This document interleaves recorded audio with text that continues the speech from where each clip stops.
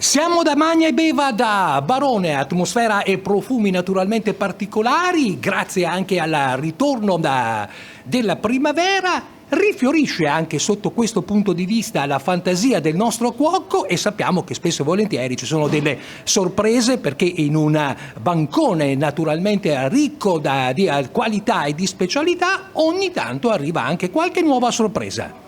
Sì, stiamo comunque avendo nuove idee, stiamo cambiando un po' l'aspetto del banco, stiamo un po' cercando di comporre piatti un attimo che richiamano quello che è la primavera e a breve avremo delle novità.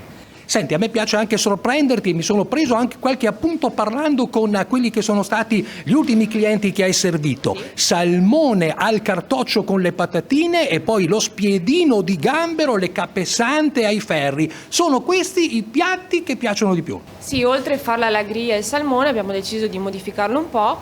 Allora, cos'è il salmone in cartoccio? Il salmone in cartoccio ha una base di patate con una salsina in agrodolce con miele d'acaccia, senape e lime. Ogni mattina pesce fresco che arriva dalla nostra pescheria e non solo, perché Magna e Beva da Barone è punto di riferimento anche di tanti pescatori che naturalmente qui da voi portano il frutto giornaliero della nostra laguna. E come si può non fare appunto da piatti succulenti e tradizionali proprio grazie a questa specialità, a questa qualità?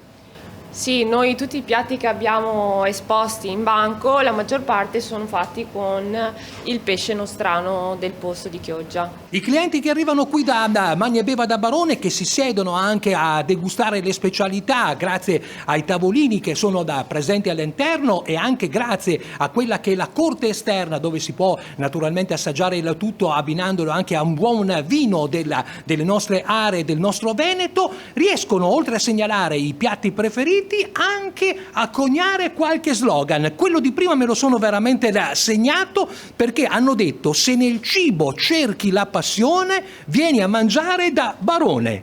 Sì, per noi soddisfarli è sempre qualcosa che ci rende felici a noi e anche a loro.